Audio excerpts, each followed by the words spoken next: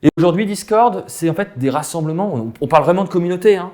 Il y avait des communautés avant avec les groupes Facebook. Et aujourd'hui, Discord, ça a remplacé toutes ces autres communautés. Et aujourd'hui, des gamers sur les mêmes jeux vont se retrouver sur un serveur Discord pour discuter du jeu. Ce qui est intéressant, c'est que finalement, la plateforme, elle évolue et elle propose d'autres types de contenus.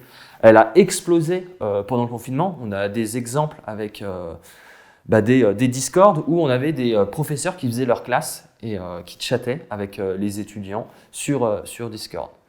On a aussi d'autres communautés qui existent sur Discord. Je pense notamment à une petite étude qu'on a réalisée sur la NBA. Alors aujourd'hui, il y a un Discord pour les fans de NBA où on va discuter des matchs, des joueurs achetés et autres. Ce serveur, il a plus de 120 000 membres. Et on a fait l'exercice d'extraire un mois de données là, sur l'ensemble du mois de septembre. Ce qui est intéressant, c'est qu'en un mois, ces 120 000 membres, ils ont produit plus de 700 à 800 000 messages sur la plateforme.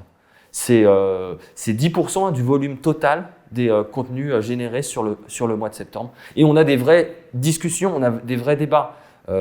C'est pas comme sur Twitter où on peut avoir de temps en temps quelques réponses à un tweet, un peu de débat. Sur Discord, on va avoir ce réel débat. C'est des fils de discussion où on se discute entre communautés. Ouais, c'est ça qui est intéressant en plus, c'est que les serveurs sont très, très bien organisés. Donc on a vraiment des thématiques. Ça va être, par exemple pour la NBA, ça peut être soit discuter des résultats sportifs. Ça peut être également, si on va sur place, discuter de la nourriture qu'il y a dans les stades. Ça peut être plein de différentes choses, des sous-thématiques. Et c'est des serveurs qui peuvent rassembler du coup de très grandes communautés. Tu as dit Jérémy avec la NBA, mais ça peut être également des personnes qui travaillent dans le social media qui vont se regrouper ensemble pour échanger sur des contenus qui sont créés, de la recherche d'emploi, des choses comme ça.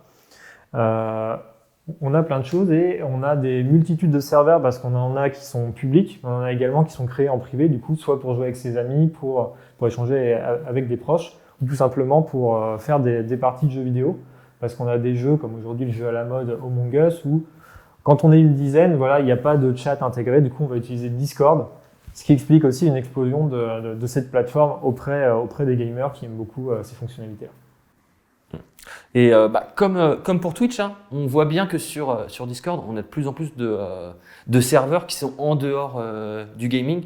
Je pense notamment en France à plusieurs serveurs. On a ici César, alors que vous voyez pas, qui gère toute la vidéo, mais qui est lui membre de serveur Discord sur les chaussures. Voilà, c'est un aficionados de chaussures, de sneakers. Et aujourd'hui, ils sont plus de 1500 Français sur le même serveur à discuter des dernières chaussures, de leur achat et autres. Autre fait intéressant, on va avoir vraiment des serveurs sur beaucoup de choses pour parler politique, débat, toute autre chose. On trouve aussi des serveurs sur le betting, sur le pari en ligne. Il y a des serveurs avec plus de 30 000 personnes à l'intérieur où on va avoir entre 10 et 20 modérateurs, les parieurs, qui vont dire leurs dernières prévisions sur certains matchs. Et du coup, il y a toute une communauté qui va discuter avec ces parieurs sur leurs paris.